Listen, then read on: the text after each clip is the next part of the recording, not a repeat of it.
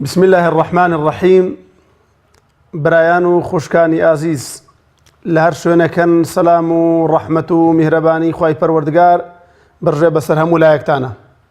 خۆشحاڵین لە ئەڵقەیەکی نوێی بەرنامەکەتان، بەرنامەی زانستی میرات بە خزمەتتانەگەینەوە. ئازیزان و خۆشەویستانم، لە بەرنامەی ڕابردوودا لە باس و خواسی باپیرەدا بووین. مامۆستای بەڕێز بە شیبهە تەفاسیلێک بە شێوەیەکی ئاسان باسی باپیری کرد و مەذهبی هاوڵانی بەڕێز، مەذهبی ئیمامی ئەبوو بەکر و ئیبن عومەر و عائیشەی دایکی ئیماندارانی باس کرد لەسەر جەد کە وەکو باوک حسێبی بۆ ئەکرێ و مەذهبی مخالیفیشی باس کرد. دیارە بابەتی جەد و باپیرە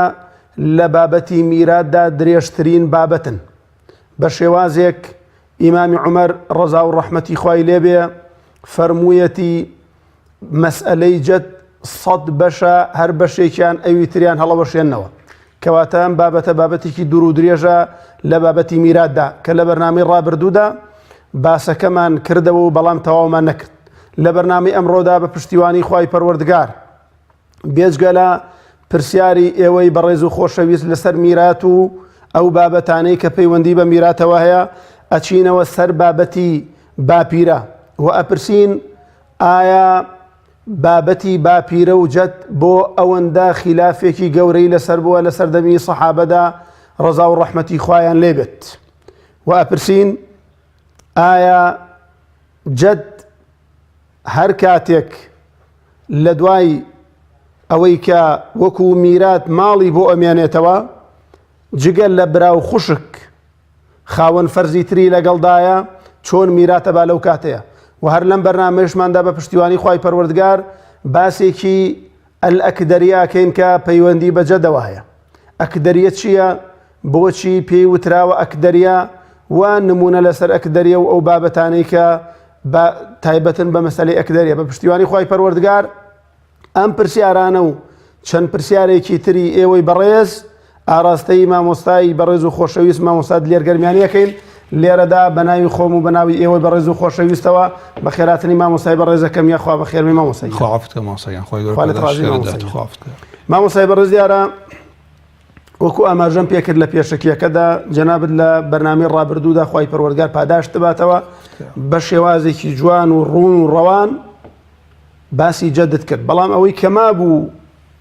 باسی کەین بۆ پێش ئەوەی بچینە سەر باسەکە ئەم پرسیارە ئاراستەی جەنابەت بکەم، چونکە دڵنیام و بەڕێزانی گوێبیستی بەرنامەکە بن و پرسیاران لا دروستە بێ باشە ئەم باپیرەت داماوەوە لە لێوار قەبرە ئەلەرزی ئەم هەموو بابەتە دوور و درێژی بۆ چییە؟ و ئایا ئەم بابەتی جەدە بۆ ئەوەندە خلافی گەورەی لەسەرە تەنانەت لە ناو هاوڵانی بەڕێزدا؟ پرسیارەکەی من لێرەدا ئەوەیە، بۆ بابەتی جەد ئەوەندە خلافی لەسەردە لە ناو هاوڵانی بەڕێزا کە لە خزمەت پێغەمبەرا بوون صلى الله عليه وآله وسلم. خوای گەورە پاداش داتەوە مامۆستاگیان. الحمد لله الصلاة والسلام على خير خلق الله محمد وعلى آله ومن والاه. أما بعد پێشم وشم داواکارم لەخوا بۆ خاطر اسمی عظەمی خۆی خوای گەورە ئیخلاص و سەواب هەموو لایەکمان ببەخشێت و خوای پەروەردگار بۆ خاتری ناوە پیرۆزەکانی خۆی ئیستیقامەمان پێ ببەخشێ لە خزمەتی دینەکەی خۆیە. بەڕاستی من ئینسانی موسڵمان سەری بەم دینە زۆر بەرزەما مەسا خوا منەتێکی لەگەڵا کردوین لە پاش 1440 ساڵ لە هیجرەتی ڕەسوڵ الله صلی الله عليه وسلم. ئێستا خوای پەروەردگار هیدایەتی داوین خەڵکی وابووە نزیک لە پێغەمبەری ئازیز بۆ صلی الله عليه وسلم شایستە هیدایەت نەبووە بەبێ باوەڕی چووە. مە ئامە لێرە بۆ خۆم و بۆ هەموو بینەرێکی بەڕێز هەڵێم یعنی ئەبێ زۆر سپاسی خوای پەروەردگار بکەین دینێکی پاک لە هەڵسوکەوتە، لە معاملەیە، لە ماڵداریە، لە هاوسەیەتیە، حتا تەنانەت لەگەڵ نەیاری ئیسلامە، لەگەڵ دوژمنی ئیسلامیشە قورئانە فەرمی وەقولوا للناس حسنا، لەگەڵ دوژمنی ئیسلامیشە واجبە ئینسان بە عەدل تەعامل بکات. یەکێک لەو عەدلانە ئەو بابەتەیە کە ئێستا خۆمان ڕۆینە خزمەتی مەجالی تەئویل ناهێڵێتەوە حەقی مناڵێک بخورێ هێشتا نەهاتۆتە دنیاوە. مەجالی تەئویل نامێنێتەوە، یعنی ئیسلام تەنانەت مافی مناڵێک نهاتۆتە دنیاوە. يعني تنانت من يسا برسيارم زور بدي لو برسيارنا خلقها بتأويل أبيتني شناها خلق الله بتأويل آخر خش كم متوتي ما وصا قردنت أعزابي من شون لدلم تي باري تو برم دوتم كاك أي باشا باري كي بنادا يبو هدية كده تبى خوش عليه ولي أجري يعني كابرا باركا با جناب البرنامج خبرداش داتو إشارات بيكر بيستي خوي لو بارا تعاملك هركات خوي بيه بلام نازاني أو دقيق خوي بيه توزيعك أو دقيق خوي بيه كسابتي بيوكا نازاني جناها أم خشكي خوت روجير كي جناها توبلي خشكم أتبي ولا ناردي وبوم ولا بكسي كان نارد ولا تلفون بوكل أمانة راسي براسي أمو أول شيء كإشارات بيكر آية جد بو خلافي لسنة جد جاري وهي ڕۆژێکی لە دنیا لەوەیە ما بێت بەڵام پێشەوەی بمرێ کاتێ کوڕەکەی ئەمرێ واتە باوکی ئەم کەسانە وانی ئەو ئەبێتە باپیر ئەولادی ژنیە ناوە مناڵی هەیە ئەو بۆتە باپیر ڕۆژێک کوڕەکەی بمرێ ڕۆژێ دوایەوە ئەم بمرێ نیە لە حەقی ئەم کوڕەی خۆی ماندووبوونی ئەم کوڕەی خۆی ئیسلام حسابی بۆ کردو بەڵام بۆ ئەم خلافەی لەسەرە ئەم خلافە لەبەرەوە تەماشا ئەکەن دینی ئیسلام دەرگای ئیجتیهاد تا قیامەتدا ناخرێت هاتوون لێرە نەسێکی سەریحی لەسەر هەبوایە ئەمەش خاڵێکی کەیە بۆ ئەوانەی کە ئەهلی سونە بە ئەڵێن مەسادری تەشریع بریتێ لە قورئان و سونەت و ئیجماع ئێستا بۆ نمونە ئەگەر یەکدەنگ وایە مەسئلەی جەد بۆ خەڵکە یەکدەنگە لەسەری ئاڵتونی ئافرەت ئایا ئەو ئاڵتونی ئافرەتی خۆی پێ ڕازێنێتەوە هی خۆیەتی بۆ ڕازنەوەی بۆ ماڵ بۆ کەسابەتی نییە پارەیەک نییە و لە ماڵە داینێ بێگەر گران بێت بیفرۆشێت ئاڵتونی خۆی ئەبینی کە دوو ڕای لەسەرە کەس ناتوانێت ئینکاری ئەو ڕاکە لەسەرەوە کە بکە بەڵام بۆ قیامەتی خۆت تۆ کامیان بە سەوا بەزانین بۆ فتوادەی کەوا بوو جەد لێرە ئەو مەذهبەی کە وەکو مەذهبی ئیمامی ئەبوو بەکر جەد ئەخاتە جێگای باوک كإمام ابن تيمية وابن القيم مذهب حنابلة كاتل أو فتوى بوور أجرن بتايبتي مؤخرين يعني بقول لبرا ولين قرآن كباسي باو بابير أكات بآباء باسي كرتو ملة أبيكم إبراهيم أما بلغيانا وكان أبوهما صالحا وانيا كوابو تشيا إشارتك بشي إشارتك باو قورة بأباسك قرآن أمريكا لبلغ كان يعني دو ألين شون كربو باوك نزيكا إيه جديش بو كركي خوي نزيكا أو شر عصبية سي ألين بيغمري خو أفرمي صلى الله عليه وسلم ألحق الفرائض بأهلها فما بقي فلأولى رجل ذكر هي فرميت أو كسيك وفاتك لكركي خوي وا هرشون كركي لا أو باوك ونزيكا أمش باوك أو كريا وانيا يعني لم ترفوا أم لبراكي نزيك ترى ليوا أما بلغيو كسانا ككابو اللي راحاتون بشي إشارة كان فيها كردوا ألين لبر أوي جد أما بلغكاني بردني بيراتيتي كالنصيكي صريحي لصير بوايا أو كاتشير يدا ركب روشن بوا فإن تنازعتم في شيء فردوه إلى الله والرسول كابو اجتهاد واي كردم خلافة دروز بيت تا إيش أو اجتهاد الولاته هر ولاته فقيه بابرين مفتي أو ولاته بكامل مذهبانك خلقك الأخوار بابندن كيوا ولامي أمان شون دعوته باقي مذاهب ولامي أوين دعوته ألين يكم كرت برا لقرآن ميراد قرا جد ميراد قرنية بقوته خشكو برا ميراد قرن شو كأوان كجد حسابي باوكت بوكرت براو خشك ميراد نابني ترتاو حد يكسر أم بابتي كإيما وكو إيسا وكو علم دريجي أدينية أجر يسير سبب مذهب إمامي أبو بكر كين تاو نايخين ولين جد تنهاجر باوك لناو نمونهبو جد أو ميراد قرنية جد نبو ريكي خينش جيجاي باوك وانيا كأبو براو خشك ميراد ناقرن كأبو ما نلين برا القرآن براو خشك خواها نصيب فرضي ودانياون إذا توشون بيبشي كي بجت جزاك الله خير ما مسايب الرجل يعني أفهم ما مسخصك يا بريد بوي زورتري معلومات بقاتها برجاني جوبستي أمن يعني زانيان كخلافيان لسر بابتي جد هيا خلافيان لسر أونية أيبا يعني أيبا لسر نابانية خلافك لسر أويا همويان إجماع يعني كأيبات بارك الله فلان خلافك لويا آية وكوبا وك أيبا بە شەشیەکەی بات یان بە عەسەبای بات ئەبێتە سەیەکەی بات ئایا برا بێ بەش ئەکات وەکو باوک برا بێ بەش ئەکات یا ئەمیش حسابی بۆ ئەکرێ لەگەڵ برایە لەگەڵ برا خوش بەڵام مۆسا کاوبی یەکەم بەڵگامەوتیان لە قورئانە برا و خوشک خوا حسەی پێداوە تۆ چۆن بێ بەشیەکەی دوو ئەڵێن کاتێ تۆ ئەڵێی قورئان باسی باپیر بە باوک ئەکات ئەڵێ هەروەها لە شەرعیشە داپیریش بە دایکە و داپیر حسەی نییە مەجازن قورئان وا باسی کردووە تۆ ناتوانانی بیکەی بە بەڵگا پاشان بەڵگەکەش بە خۆتە بەڕاستی یعنی برا و خوشک نەسی لەسرە جزاك الله خير مامۆسای بەڕێز مامۆستا بچینە ناو ئەسڵی مۆزوعەکەمانەوە گەشتینە ئەوەی کە هەر کاتێک باپیر جگە لە برا و خوشک ئەصحاب الفروز لەگەڵیدا کۆبێتەوە ئەو کاتە ئێمە چی بدەینە باپیر چۆن حسێبی بۆ بکەین لەبەر کەمی بەرنامە من ئەمانەی پێشوو زۆر دووبارە ناکەینەوە ڕووینە سەرەوەی کە ئێمە بڵین باپیر ئەگەر باپیر بەشی خاوەن بەشەکان لەگەڵیە یعنی چی بەشی خاوەن بەش یەموتمان باپیر ئەگەر بێت و تەنها لەگەڵ برا خوشکە کۆ بێتەوە بە مەذهەبی زەیدی کوڕی ثابت بە مەذهەبی مامی عومەر بە مەذهەبی مامی عەلی ئەو کاتە ئێمە یان ئەوەیە تا وەکو دەرزی پێشوو یەک لەسەر سێی هەموو ماڵەکەی ئەدەینێ یان ئەوەتانێ ئەگەر کام لەم دوانە بەرژەوەندی بوو یان یەک لەسەر سێی هەموو ماڵ یان ئەیکەین بە برا مقاسەمە برا بەش ئەوە نمونەیەکی سەریع هێنمەوە لەبەرەوەی بەڵگە بێ لەسەر هەموو بەرنامەکەی پێشوو باشە ئەگەر جەت لەگەڵ برایە کۆ بێتەوە من یەک لەسەر سێی بۆ بدەمێ یەکسەر نیوەی ماڵیە دەمێ ئەڵێم ئەم ماڵەکەم بە دوو بەشۆ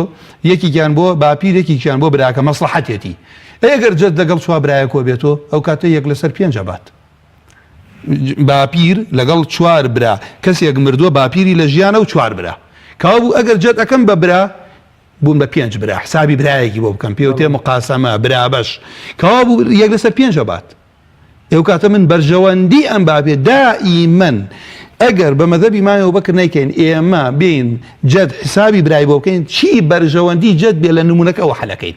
کاوا بوو یەک لەسەر سێ یەک لەسەر سێ ماڵ بەرێ باشە یەک لەسەر پێنج ئەڵێ مامۆستا وەڵا یەک لەسەر سێ بەرێت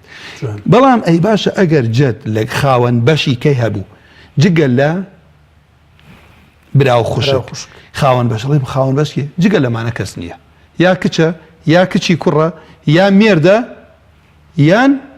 ژنە ئەمانەی لەگەڵە کۆ بێت مەبەست لە برا و خوشک مامۆسای بەڕێز برا و خوشکی مردووەکە هەموو جارکە ئەڵێن باوکی عین باوکی مردوو خوا لێت ڕازی بێەوە زۆر ضرورە هەموو جار دووبارەکەینەوە ئەڵێن برا ئێستا من چەند نمونەم بۆ تێ بە هەڵەڵێ هەر ئەمڕۆ نمونەیەکیان باس کردو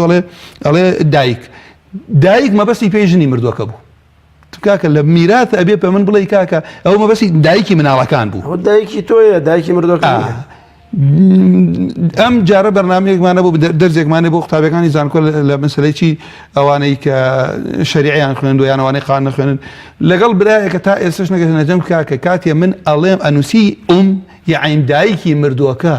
نەک ژنی مردووەکە زەوجە ژنی مردووەکەیە ئەنووسم ژن کە نووسیم ژن یعین ژنی مردووەکە نووسیم ئەم هەربیری لە دایکی خۆیە کردو ئەوتم آخر دایکی باوکت دایکی باوکی تۆ بۆ تۆ کاتە چی ئەکاتە جەددە کاتێک کاکەڵێ وڵا من باپیرم مردووە دایکی باوکم بڵێ کاکە داپیرم لە ژیانە ئەمە ئەو قسە پرسیارەکە جەناب زۆر دقیقە کە ئێمە کاتی ئەڵێن خوشکی مردوو برای مردوو مامی مردوو مامۆستاگیان ئەمە شتێکی سادە و ئاسان کەین ئێمە کاتی ئەڵێن خاوەن بەش جا ئەم پێنج قسەمان لەبەر بێ دایکی مردووەکە کچی مردووەکە کچی کوڕەکەی ژن مێرد یەکێ لەمانە ئەمانەن ئەکەون لەگەڵ باپیر لەگەڵ برا و خوشکی مردوو کاتی ئەڵێن ئەگەر صاحب فەرزی کەی لەگەڵا بوو ئەمانە نەکەون لەگەڵیە جا ئەگەر بەشی ئەمانە ئەی ژمێرین نیوەی ماڵەکە زیاتر بوو بەڵام لە دوو لەسەر سێ کەمتر بوو دوو لەسەر سێی ماڵ کەمتر بوو جەد دوو قسە زیاترم نییە یان ئەیکەین بە برا یعنی چی بۆ کاتە جەدەکە ئەگەر بڵێن یەک برا و یەک خوشکەڵێن دوو برا و خوشکی پێنج برا ئەڵێن شەش برا خوشکێکی بە تەنها لەگەڵ باپیرە ئەڵێن برا و خوشکێک یان ئەیکەین بە برا و خوشک جا ئەگەر ژمارەی برا و خوشکەکان کەمتر بن یان یەکسان بن قسەیەکی ئاسانە کەمتر بن یان یەکسان بن لەگەڵ باپیرە ئەڵێ مامۆستا کەمتر یانی چی ئەڵێ مەگەر یەک خوشک بی خوشک چونکە نیوەی خوشک نیوەی کەوا ئایا ئەگەر دوو خوشک بوو یەکسانە ئەگەر یەک برا بوو یەکسانە هەر کات نمونەی میراثمان حەل کرد زانیمان خاوەن بەشەکان نیوەی ماڵیان بردووە یان نیوە کەمێ زیاتر بەڵام لەسەر 2 لەسەر 3 2 لەسەر 3 یعنی 4 لە 6 2 لە 3 6 لە 9 ماڵەکە بکەم بە 3 بەشەوە دوانی لەوە کەمتر بوو بەڵام لە نیوە زۆرتر بوو هەر کات ئەو کەسەی کە لەگەڵ جەدە کۆ بۆ تۆ لەگەڵ باپیرە کۆ بۆ تۆ ئەگەر یەکسان بوو یان یەک برا یەکسانە لەگەڵێ یان دوو خوشک یەکسان بوو ئەم جەدە ئەکەین بە برا بەبێ ئەم لاورە برا بەرژەوەندیەتی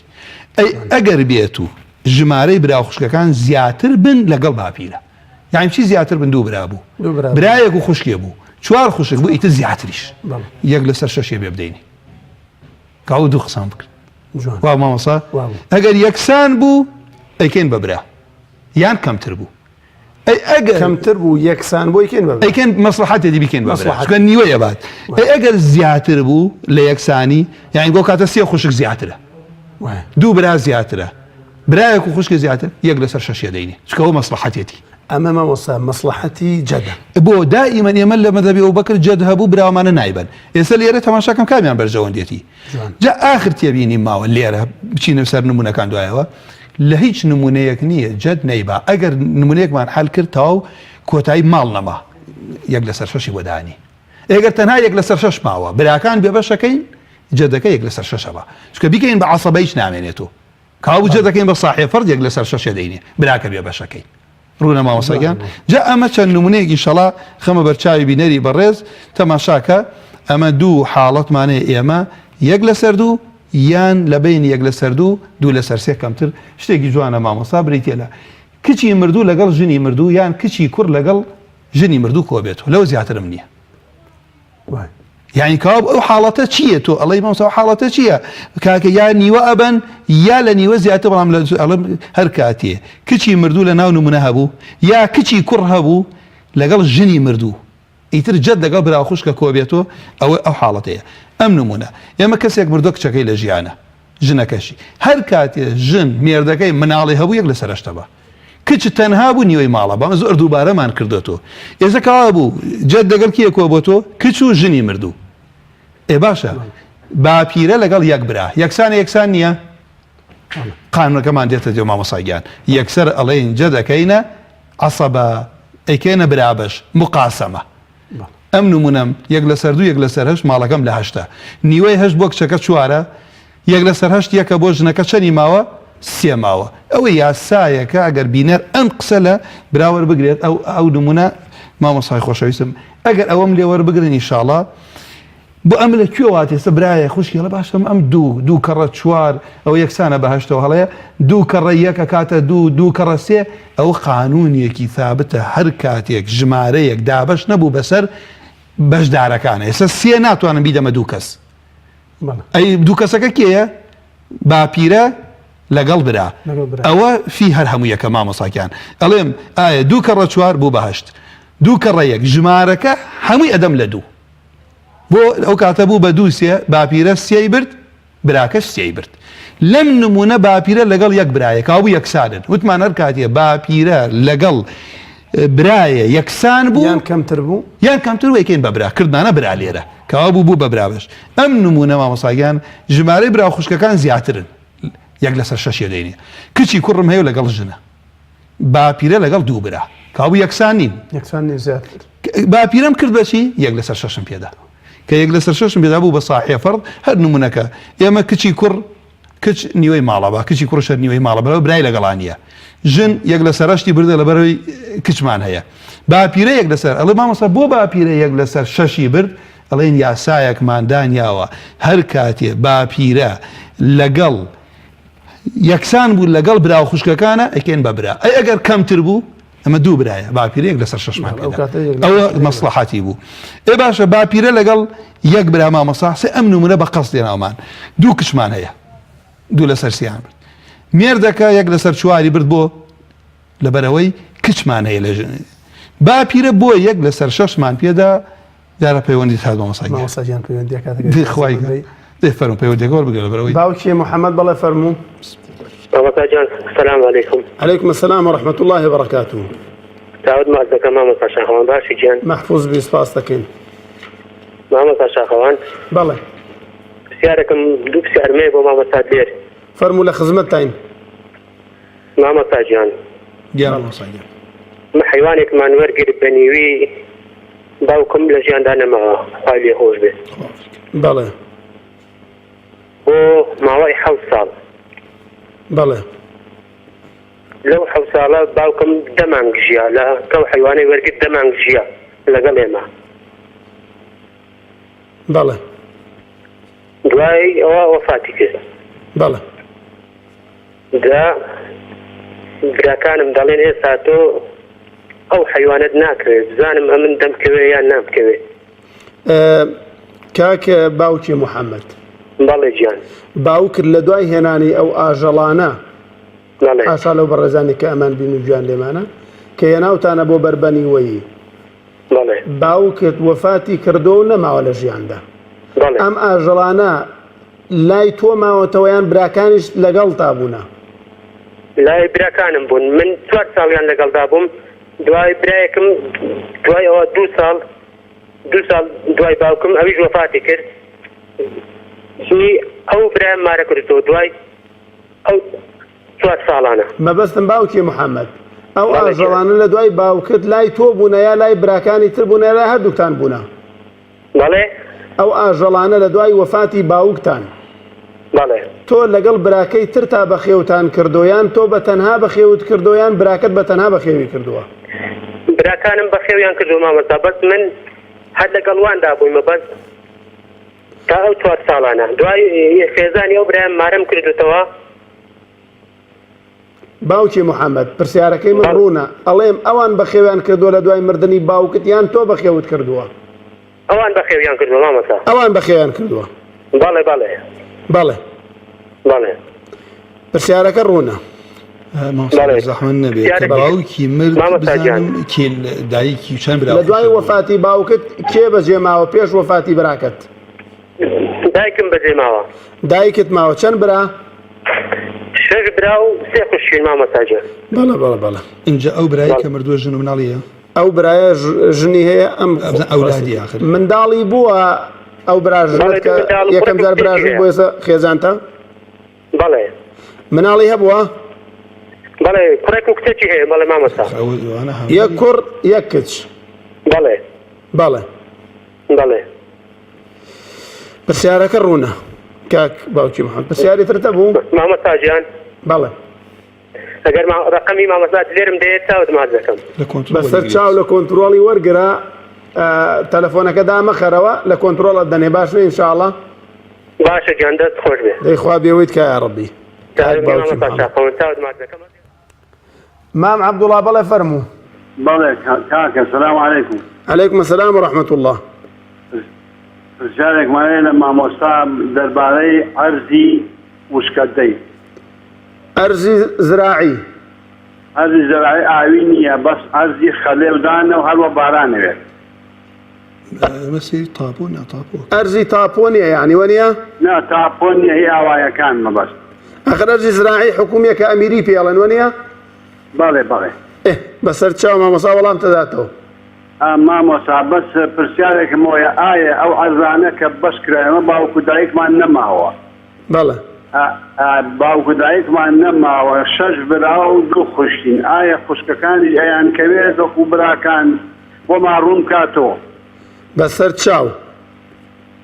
مامۆستا یان دەست خۆش. بەسەر چاو مام عەبدوڵڵا بەسەر چاو. باش براکەم. سپاس دەکەین سپاس بۆ پەیوەندیەکەی مام عەبدوڵڵاش. باوکی ئەحمەد بەڵێ فەرموو.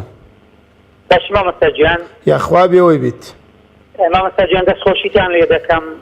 بەڕاستی لە جەنابت و لە مامۆستا دلێ بەڕاستی بەرنامەی زۆر بەرنامەی بەسوود و بە ئیستیفادێ و بەرنامەی زۆر استیفادەی خەڵکی ئەوە فەزڵی مامۆستا دلێرە ئەوە فەزڵی مامۆستا دلێرە. خی گەورە زایترتان داتەوە. خوا مەحفوظەکە یا ڕەبی. سپاس بۆ جەنابی. تەمان درێژتان کرد پرسیاریشم هەیە. فەرموو لە خزمەتین. مامۆستا گیان خەڵکێکی زۆر دەبینی کە باوکی وەفات دەکاتن ماڵێکی زۆری هەیە ئی باوکی کە بەجێ ماوە بەڵام بەشیان نەکردیە بەڵێن کەسێک ئاژەڵداری دەکرد باوکی کە مرد حیوانێکی زۆریان هەیە بەڵام دوای ئەوەی کە باوکی وەفاتی کرد بەشیان نەکردووە ئێستا زۆر زیاتر بووە یعنی چەند ساڵ پێش ئێستا ئەو ماڵە ئێستا چۆن بەش دەکرێت ئینشاءڵڵا وەڵام دەدەین ئەو پرسیاری یەکەمت بوو مەمنونم سوپاستان دەکەم هەر ئەو پرسیارەمە بوو دەستخۆشیتان لێ دەکەم و تەمەنتان درێژ بیخوایە خوالت ڕازی بێ خوا ئەحمەدیش لێ نەسێنێ باوکی ئەحمەد لەگە جەنابیشتان سپاس بۆ پەیوەندیەکەی باوکی ئەحمەد پەیوەندی ترمان لەگەڵان نیە مامۆستاگیان ئەبێنە خزمەت جەنابەت بۆ مولەخەس بسم الله الرحمن الرحیم بە ئێمە وتمان لە هەر شوێنێکە ئەگەر بێت و باپیر کردمان بە برا کەمتری برد لە یەک لەسەر شەش یەک لەسەر شەشێ دەینێ ئەم نمونەی کە ئێستا دووسێ نمونە شتی جوانمان بۆ ڕوونەکە لێ خێنە سەر شاشەکە دوو کەسێک مردە دوو کچی هەیە مرد کاوا بوو کچ هەبوو چی مانێ مامۆستاگیان کە کچ هەبوو نمونونەکەی خوارەوە کە کچ هەبوو باوکەکەی لەسەر چوارە بات وایە ئێ باشە دوو کچ نەبن دوو لەسەر سی ئەبن ئێ باشە ئەگەر من ئەم نمونە لە دوانزەیە هەشتماندا دوو بوو کچەکە سێشماندا بە مێردەکە چەند ماوە یەک ماوە لە دوانزە بیکەم بە برا لەگەڵ برایەکی کەیە چی ڕوەدات کەمترە با لە یەک لەسەر شەش بۆ هەیە یەک لەسەر شەشەکەمان پێدا کە یەک لەسەر شەشم پێدا ثلثی سودسی ماڵە بات ئەم نمونەی کە دواتر دێت هەر باپیر بەری ناکەوێت مامۆسا دوو کچمانێ دوو لەسەر سێ بات مێردەکە یەک لەسەر چوارە بە دایکەکە یەک لەسەر شەشە بە تەنانەت بەبێ باپیر و یەک براکە ماڵەکە بەرزە بێتەوە بۆ سێنزە کابوو هەر نمونەیەک باپیر بەشی نەمێنێت بە ئەو نمونە سەر لە نوێحەلەکەم یەک لەسەر شەشێ دەمێ چکە باپیرم کرد بە برا کردم بە برا لەگەڵ براکەی بوو بە عەسەبە نەک بەشەکان لە صاحب بەشەکانی زیاتر بوو بەرز بۆ بۆ سێنزە کە دوانزە بوو عالت إلى سێنزە بەرز بۆ سێنزە کاو هاتن چیم لێ کرد باپیرم کرد بە یەک لەسەر شەش کە بوو بە یەک لەسەر شەش ئەنجا نمونونەکە بەرز بوو بۆ پانزە لەبەرەوەی باپیر بێبەش نەبێت کاڵێم ئەسلی مەسەلەکە بەرز بۆ ماڵەکەم لە پێشە کرد بە سێنزە بەشۆ ئێستا کردن بە پانزە زەرفۆ تەریکەکە مڵکی مردووەکەم کردە پانزە سەهمەوە لەناو ئەم پانزە سەهمە دوی مندا بە باپیر دایکەکەش دوی برد بەڵام براکە بێبەش بوو بۆ لەبەرەوە براکە بوو بە عەسەبە باپیر بوو بە صاحب فەرض عەسەبەش ئەگەر بمێنێتەوە ئیبات عەسەبەشێک بارەکەڵڵا ئەگەر بمێنێتەوە ئەی باش ئەگەر باپیر بکەم بە برا هەردووکیانە بنە عەسەبە جوانە بۆ کەسیان نامێنێتەوە چونکە نمونونەکە لە دوانزە بوو بە سێنزە بەڵام لەبەرەوەی باپیر نابێ نەیبات وەکو جەنابەت جوان ئیشارەت پێ کرد صاحب فەرضە لە هەموو حاڵەتێکە باپیر ئیجماع لەسەر بردننی هەیە بەڵام ئایا لەگەڵ برایە کۆبێتۆ حسابی برای بۆ بکەین یا صاحب فەرض کامیان بەرژەوەندی بوو ئەوەی ئەدەینێ جەزاک الله خێرا دوایەوەش ئەچینە سەر ئەکدەریەکە ڕێز ئەو بابەتی کە لە ئەوڵیشەوە تقریبا باسیەکەم کرد مەسەلەی ئەکدەریە زۆر جار لە کتێبەکانی شەرعا بیستین ئەڵەم پێ ئەکدەریە بە تایبەتی بۆ قوتابیانی زانستی شەرعی ئەکدەریە چییە بە چ بابەتێک ئەوتری ئەکدەریە و بۆچی پێ ئەوتری ئەکدەریە ئەگەر بکرێ یەک دوو نمونەش جەنابەت مامۆستاگیان ئەکدەریە ئەم ڕایانی لەسەر یەکەم ئەڵێن لەبەر ئەو کەسەی پرسیارەکەی کردووە یەکەم جار ناوی ئەکدەر بووە دوو ئەڵێن نەخێر لە بەنی ئەکدەر بووە سێ ئەڵێن نەخێر مردووەکە کە مردووە ناوی ئەکدەر بووە چوار ئەڵێن نەخێر مێردی و ئافرەتە کە میراتەکە ئەگرێت ناوی ئەکدەر بووە پێنج ئەڵێن نەوەڵا لە مەذهبی زەیدی لێڵ کرد زەیدی کوڕی ثابت بۆ لەبەر ئەوەی کە وەکو لە ڕەحەبی ئەڵێ والأخت لا فرض مع الجد لها فيما عدا مسألة كملها أخت لەگەڵ جەدە کۆبێتۆ ئەو حاڵەتە تۆ جد لێرە ئیشارەتی کرا بە مەذهبی کێ ئیمامی ئەوبەکر نابی هیچ بەرێت بەڵام لە یەک مەسئلە أخت ئەیبات زەوج وأم وهما تمامها يعني نمونەکە چیەکەوە بوو زەوج ئەمە ئافرەتێک مردووە دوو دایکیە و فعلا فخير أمة علامها إيه باشا شي تعرف يا صاحب الأكدرية أم نمونة كإساء خوانين كبريتيا للزوج بابير جد لقل أخته جا ئەو ئوختە جا شقیقە بێ خوشکی دایک و باوکی بێ یا خوشکی باوکی بێ یەک دانە اینجا فين وهي بأن تعرفها حرية فيفرض النصف لها والسدس له يعني چی یەک لەسەر 6 ئەدەینە کێ جد ئەی خوشکەکە نیوەی ماڵ زۆر ئێمەڵێن کاکە جد هەبوو خوشک نایبە کەواتە مامۆسای بەڕێز ئەفۆن قسەکەم پێ بڕێ ئەکدەریە شەر بەشێکە لە ناو جەدا هەر بابەتێکە پەیوەندی بە جەدەوە بۆ تایبەت بووە ئەو مەسئلانەمان تەوقیفیە ئیتر ئێمە ئیجتیهادی تیا ناکەین ئەگەر هاتە خوارەوە بەو شێوە حەلی ئەەکەین ئەمە وەکو ئەوەی عومەریە وەکو ئەوەی با بڵێن یەمیە یان حەجەریە یان لاندێک تێ بڵێن حیماریە دواتر حاشای حضور و مەجلس و بینەری بەڕێز دواتر ئینشاءڵڵا ئێمە ڕۆینە سەری جاکەوە بینیم کرد عفوان مامۆسای بەڕێز جەناب لە پێناسەی لەکتەریە نمونەیەک تێنایەوە ئەوە بۆ من چوومە سەر دیێڕەکە نمونەکەت پێناسەکەیەتی بۆ چوومە سەر دیێڕەکەوتم کاڵێ خوشک لەگەڵ باپیرە نایبا لە یەک مەسئلەیە نەبێ ئەو مەسئلە چییە مێرد دایکی مردوو باپیر خوشکی دایک و باوکی یا خوشکی باوکی یەکێ لەمانە ئەمانە کۆ ببنەوە پێکۆ حەلیکەین و بینەریش لەسەر شاشەکە بیبینێ مامۆستا با ئێمە پێکۆ ئێستا قسێ بکەین ئەوە مرد بۆ نیوەی ماڵ ئەبا مرد لەبەر ئەوەی مناڵ نیکانیە ژنەکەی ئەولادینە نە کوڕ نە کچ ئەی دایک بۆ یەک لەسەر سێی بردووە لەبەر ئەوەی زیاد لە برا خوشکێکمان نییە دوو لەبەر ئەوەی ئەولادیتیانی دایک ئەگەر ئەولادە بوو مردوو بمرێ کوڕ و کچی هەبێ دایکێک لەسەر شەشە بات باپیرە لە ڕووی شەرعی خۆیەوە چەنە بات یەک لەسەر شەشە بات ئێ باشە ئێستا با ئەم نمونە حەلکەین مامۆستا شاخەوان مەسئلەی ئەکدەریە ئەگەر لە شەشە نمونەکەم یەک لەسەر شەش یەک لەسەر سێ باشە باپیرە بکە بە برا لێرە کاوە بوو یەک لەسەر شەشەکە ئەمێنێتەوە بۆ خۆی و بۆ خوشکەکەی ئێمە یاسامان وایە باپیر نابێ یەک لەسەر شەش کەمتر بەرێ یەک لەسەر شەشماندا بە باپیر خوشکەکە هیچی بۆ نەماوە کە خوشک بۆی نەماوە ئەم ئافرەتەڵێ من خوا حەقی نیوەی پێداوە ئێوە چۆن بێبەش مەکەن هیچ کەسیش نییە لە ناو نمونەکە بێبەشم کات نەباوکی مردوو نە ئەولادی مردوو وایە کابوو مەسئلەکە لێڵ بوو لێرە هاتن چیمان کرد مامۆستا چی کرا لێرە خوشکەکە یەک لەسەر شەشەکەی خۆیمان هەر باپیرەکە یەک لەسەر شەشەکەمان پێدا ئەی خوشکەکە فەلەها النصف نیوەکەی خۆی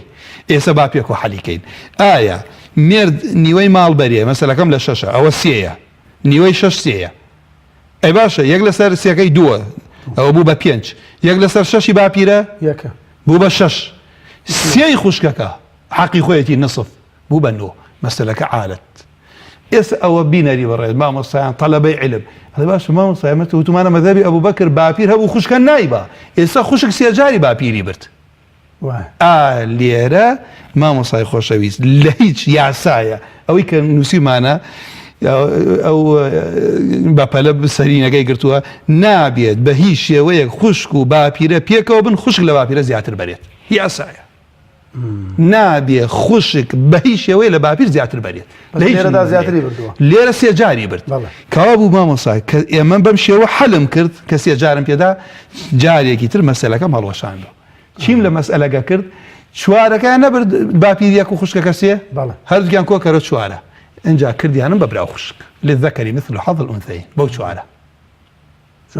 کە بوو بە برا خوشک ئەڵێ مامۆستا ئایا برایەک و خوشکە چەند ڕەسەکاڵی سێ چکە باپیرە حکمی برایەکە برا دوو خوشک یەک سێن چوار دابش نابێتە سەر سێ ئەڕۆمە سەر یاساکە الرؤوس التي لا تقبل القسمة أو لم يقبل القسمة في كل المسألة ئەڵێ مامۆستا کەوا بوو ئەڵێم چوار کەڕە چەندم هەیە مامۆستا گیان ئەسڵی مەسەلەکەم نۆیە ئەی ئەو ڕەسانە چەند سێ باپیرە دووە خوشکەکە سێ کەڕەنەوە بوو بە 27 ئەی حەقی باپیرە و خوشکەکە چەنە چوار سێ کەڕە چوار 12 کەوا بوو 12 بۆ برا و خوشکیە چۆن دابەشەکرێت ئەڵێ للذەکەری مثل حظ الأنثيين هەشتی بۆ براکە یعنی باپیرە چواریشی بۆ خوشکەکە ئەوانی کەش 6 بنەوە بچونکە بۆ سێ کەڕە دوو بوو بە 6 حەقی دایکەکە 6 لە چەند لە 27 مێردەکە 9 لە 27 ئەی باپیرە چەندی برد باپیر لە پێشە یەکی برد خوشکەکە سێی برد ئێستا باپیرە بوو بە 8 خوشکەکە بوو بە 4 للذەکەری مثل حظ الأنثيين ئەم نمونەی ئەکدەریە جزاك الله خير مامۆستا بەڕێز ئەکدەریە تەنها ئەم نمونەیە کە جەنابەت ئاماژەت پێکرد بەو تەفاسیلەوە ئەم یان نمونەی تری هەیە ئەم ئەکدەریە ئەم نمونێتە نابۆ ئێمە کە چییە باپیر لەگەڵ هاوەکو چی وتی بامی ئەبوو عەبدوڵڵا کە ئینەکەمان خوێن فەرمێ زەوج وأم وهما تمامها جوان اینجا فەرمێن لە کۆتایەکە فيفرض النصف لها والسدس له کابوو ئەگەر کەسێکی تر بێتە ناو ئەم نمونەوە بابەتەکە ئێمە نییە جەزاک الله خێر بەڵام ئەگەر خوشکەکە دایک و باوکی بێ یان خوشکێکی باوکی یەکێ جەزاک الله خێر مامۆستای بەڕێز وەڵا پێشەوە بچمە سەر پرسیاری و بەڕێزانی کە پرسیاریان کرد پرسیارێکە زۆر جار ئەکرێت بە تایبەتی خەڵکانێک پەیوەندی ئەکەن پێم خۆشە لێرە جەنابەت وەڵامێک بیتەوە کە هۆکارەکەی چییە ئەم پرسیارە لای خەڵکێک دروست بووە ئەڵێن مامۆستا بەرنامەی ئێوە زۆر جار ئاژاوی خستۆتە ماڵەکانەوە زۆر جار کێشەی لە بینی برا و خوشکا دروست کردووە زۆر جار لە نێوان باپیرە و منداڵی مردووە کێشەی دروست کردووە زۆر جار بۆ بۆتە هۆکاری کێشە ئەم بەرنامەی ئێوە خەڵکێک داوای حەقی خۆیەکات ئەم جەنابەت وەڵامی ئەم پرسیارە یان بەو شێوازە تەڕحەکرێ وەڵامت چییە جەنابەت والله مصايان جنابت طبعا بها بينادي برز بزانن او ستافي برنامجش خو پاداش عندها بزان هندي برسيار وسد بو دروسه باني دروسه بخوالد راضي يعني لو دقه بو دروسه بارو بلا سرم برسيار حقت هديه ان شاء الله او ستافه هديه باش زانم هديه باش دو بيمزام شي كتيبك ستافك اي ستافك اخر ستافك شاور هديه جنابت الموصى كلام لخصمتان ان شاء الله ما مصايان ام برسياره والله براسي من يعني لبرنامجك للام جرينتر ام برسيالي سكرت بو لبروي من دڵنیام هیچ مەزڵومێک ئەو قسە ناکات دوعای خێری شەکات هیچ کەسێک کە ئێستا شەرمەکە لە ڕووی نایە داوای حەقی خۆی کە ئەو کەسانەی کە ئێستا گەڕاونەتەوە بۆ لای خوای پەروەردگار و لە دنیا برسی بوون سەرمایان بوو مناڵیان نەخۆش بوو لەو زۆر خەڵک لە ماوە سەردانی کردوم کە ئەڵێ وەڵڵاهی خوشکەکانمان خوشکی باوکمان نان نەبووە بیخۆن ئێمەش ئەو عەرزەمان بەویستی خۆمان فرۆشتووە و کردومانەتە زراعەت وشی تێر بووین بەڵام مناڵی ئەوان برسی بوون ئەوانە ئیمامی عومەر لە مەسەلەی پیانوت ئەمیری ئیمانداران هەست ناکەی زبری فەرمی حەق وتیان بەڵێ فەرمی اللهم زدنی شدەتەن خوایە لەسەر حەق زیاتر توندم کە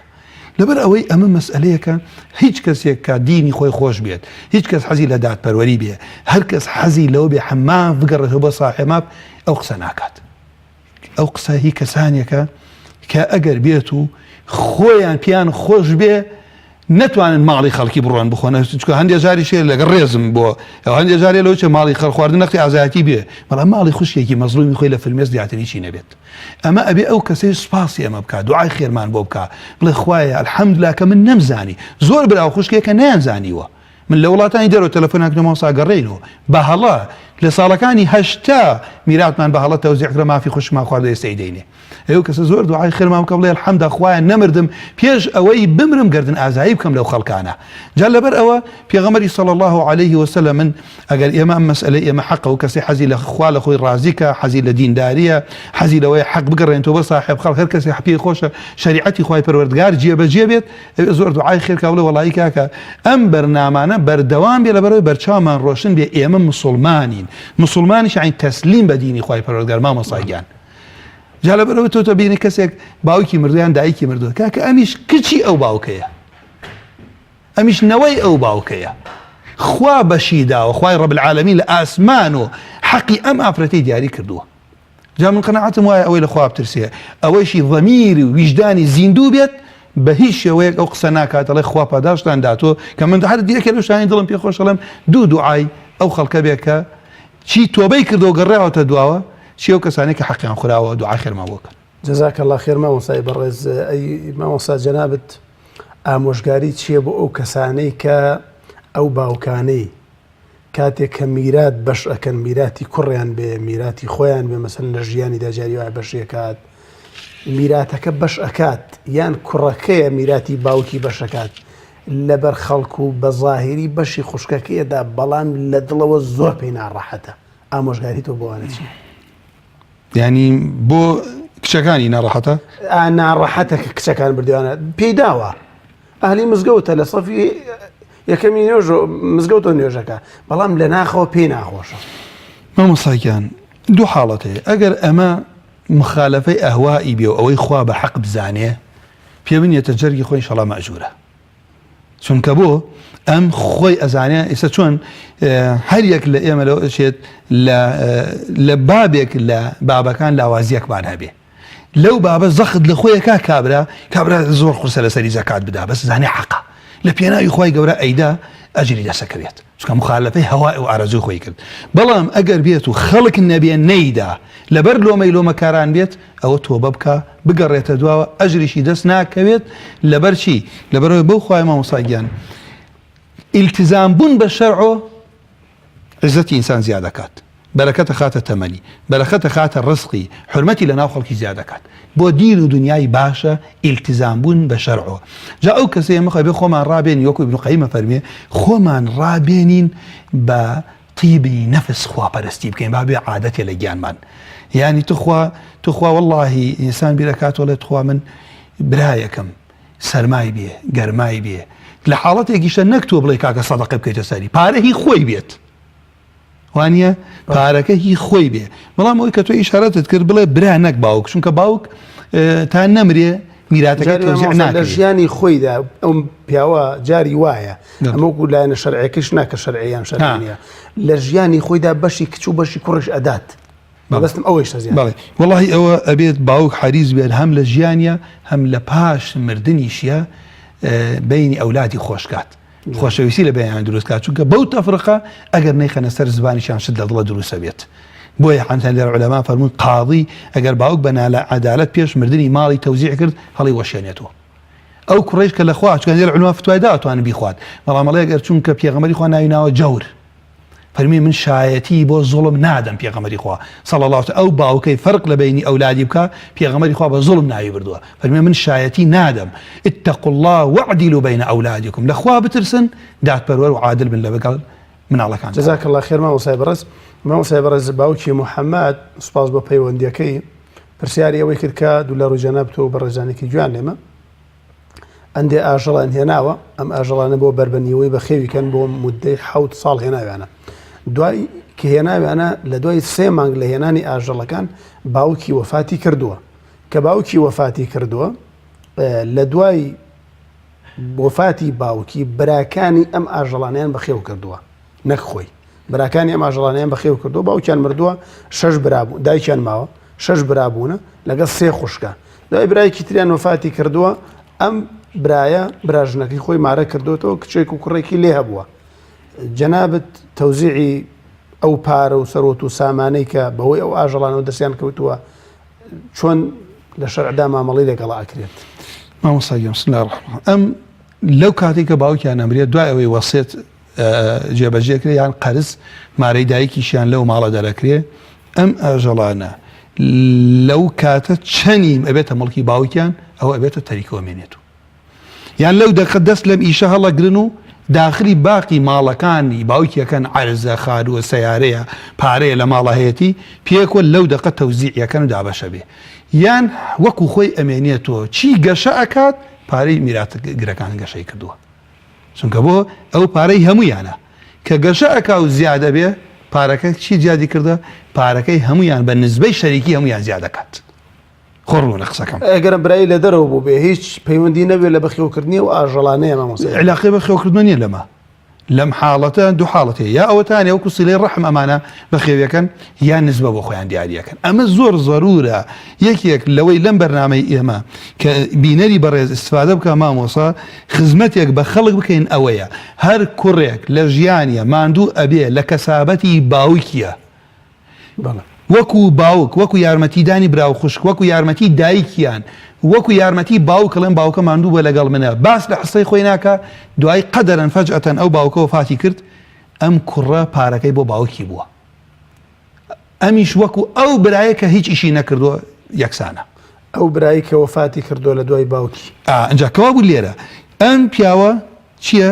بۆیە میراتەکە ئەو کاتە کە تەوزیع ئەکرێ ئەم برای حسەیەکیە بۆیە متم پرسیار بکەم زانم ئایا کێ هەیە وتیەوە چی هەیە ژنی لە ژێر ماوە دایکی کە دایکیان لە ژیانە ژنەکە یەک لە سەرشتە باهی ئەو برایی کە مردووە ڕاستی ئێستا بۆتە خێزانی ئەمیان بەڵام لەو مێردەی پێشووی میراتگرە میراتگرە دایکیش یەک لەسەر شێبات کە کوڕ و کچیشەیە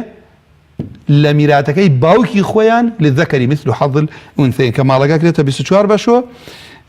سێی بۆ ژنەکەیەتی با بێتە ژنی ئەمیش لەو ماڵەش میراتگرە دایکەکە یەک لەسەر شەشەوە هەر لەو ماڵە کە 4 ئەبات ئەمە بوو بە حەوتەی ئەمێنێتەوە حسەی ئەو باوکە ئەدرێتە کوڕ و کچەکەی. جەزاک الله خێر. اینجا چییە مامۆستاگیان ئەمی خۆیان اینجا تێ باقی ماڵەکە ماوەتۆ ئایا تەوزیعی ئەکەن ئەبێ لەوە زۆر وریابن یا لەو دەقەوە تەوزیعەکەن یا گەشەی کرد زیادی کرد تەریکەی باوکیانە زیادی کردووە با بە کورتی بڵین سیارەیەکە ئەم سیارە نەیان فرۆشتووە پێشتر دەفتەرێک بووە هەر هەمان سیارەی باوکە لەو دقەی خانوویەکە نەیان فرۆشتووە پێشتر دەفتەرێکی کردویە 15 دەفتەرەکات بە سەهمی هەموویانە. خوازاباتە مامۆستا مام عەبدوڵڵا پرسیاری ئەوە کرد مامۆستا ئەرزی زراعیان بووە دیارە ئەو ئەرزیان بەش کردووە کە 6 برابوونە لەگەڵ 2 خوشکە لە زەمەنی خۆیدا ئەم ئەرزیان بەش کردووە ئایا ئەم برا و خوشکانە وەکو یەک بەش ئەبن یان جیاوازە لەو ئەرزە زراعیە. مامۆستا زۆر جار جەناب خۆزگا ئەم وڵاتەی ئێمە دائیمێمە یەکێ لەم بەرنامانە من تەوجیه دەم کاکە و برایانەی کە هەموو خەمخۆرێک ئەو قاف کاکە کۆمەڵی شتەی ڕاستی کەن و کۆمەڵی یاسا هەیە لە میراتە لە قانون و دستوری خۆمانە مخالفەی شەرع ئەبێ بێنە سەر خەت و تعدیلی کەن. دوو ئەمە لە هەندێک شوێنێ نەک بڵێ وڵا خوشک ئەیکەوێ یا نایکەوێ کچی مردوەکەی کەوێ نایکەوێ جار وایە کچەکەی کەوێ کوڕەکە نایکەوێ بۆ کوڕەکە مۆزەفە و لە شارە هیچ علاقەی بە زراعەتۆ نییە عرضی زراعی مڵکی مردوو نییە تاوەکو وەکو تەریکە تەوزیع بکرێ حتا کاتێ منفعەکەی ئەفرۆشن تۆ هەر لە هەرێک لە ئێمە کاتی عرزێکی زراعی ئەفرۆشین ئەڵێم کاکە وڵایی تر کاکە حکومەت دیسان تۆ من بەرپرسم نە ئەڵێم لە حکومەتە بەرپرس نیم منفعەکەی سوودەکەی هەر کەسی هات من صاحبیم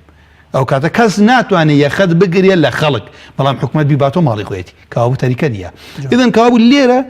یەکلای کەنەوەکو هەندێک وڵات یەکسە یەکلایەن کردێتی کوڕ و کشی وەکو یەکەبن یان هەر کوڕێک کە ئیشی لەو گوندە نەکردو زراعەتی نەکرێ بێ بەشە جاری وایە هەمویان داوەتە کچێک بڕۆ خۆیان بزانم ئەیدەیە بەکێ ئەگەر نایشگەڕێنەوە مامۆسا لەبەرەوەی منفعەی باوکیانە کچەکان بێ بەش نەکەن نەبێ بەشکن ئەگەر نایگەڕێنەوە بزانم لە ئەسڵ ئەدرێ بەکێ بە منفعەی باوکیانە کچەکان بێ بەش جوان مامۆستا گیان باوکی ئەحمەد سوپاس بۆ پەیوەندیەکانیان باوکی ئەحمەد پرسیاری ئەوەی کرد کە کەسێک باوکی دەمرێ ماڵی باوکی بەش ناکەن ئەم ماڵ و سەرۆت و سامانە بەش ناکەن بۆ نمونە دوکانێکیان هەیەبێتە 10 دوکان دەفتەران هەیەبێتە 20 دەفتەر ئیشی پێواکرێ دوایی چۆن ئەمە تەوزیعکەن وەکو باسمان کرد ئەگەر مەرگ نەکەوێتە ئەو بینەوە چونکە مەرگ کەوتە ئەو بینەوە ئەو ئینشاءڵڵا لەوە چی خی گەڕاستانی کا دەرزیات و مناسەخات بخوێنین مناسەخات تۆتانێ پێشەوەی میرات تەوزیع بکرێت کچی ڕوئەدات کەسێک وەفات ئەکات بەڵام ئێستا کەوا بوو ئەمە ئەو ماڵاوەکو باسم کرد گەشەی کردووە ئەو ماڵە دەفتەرێکە سیارەیەکە جاری وای نەخە گەشە ناکە کەمەکە بەڵێ ڕێک میراتگرەکان ئەگەر ماڵەکە خۆی زیادی کردووە کەسێک نەبووە خۆی ئیشی کردبێ بۆ خۆی وایە مامۆستاگیان ئێو کاتە چۆن پێشتر کەم بووە هەرێکی حسەی خۆیە با ئێستا لە زیادەکارێکی حسەی خۆیە جەزاک الله خێر بیسەران و بینەرانی ئازیز و خۆشەویست لە کۆی ئەم بەرنامەدا ئەومان بۆ دەرکەوت شریعەتی پیرۆزی ئیسلام چەندە ڕێزی لە باپیرە گردووە باپیر و پەکەوتە بێت بەڵام هەر ڕێزی لێگردووە و ئەو هەموو بابەتەی یەکلایی کردوێتەوە بۆ میراتی باپیرە بەس لە بەرەوەی حیسەبە بەش بەرێت ئەمە گەورەی ئیسلامە بەرامبەر کەسێک کە پیر بووە پەکی کەوتووە لە ماڵدا فڕێ نەدرێتە سەرجادا بەڵکو لە بەشەکانی ترکەم بکرێتەوە باپیر ئەو بەشەی خۆی بەرێت بەم شێوازە هاتینە کۆتایی بەرنامەی ئەم شەویشمان خی پەروەردگار پاداشتی بەڕێز مامۆستا لێر باتەوە خی تەعالا پاداشتی ئێوەی بەڕێز و خۆشەویست باتەوە کە دانیشن بە دیار بەرنامەکەمانەوە تا بەرنامەیەکی تر هەموو لایەکتان بە خی پەروەردگار ئەسپێرین وصلى الله على محمد وعلى آله وصحبه أجمعين.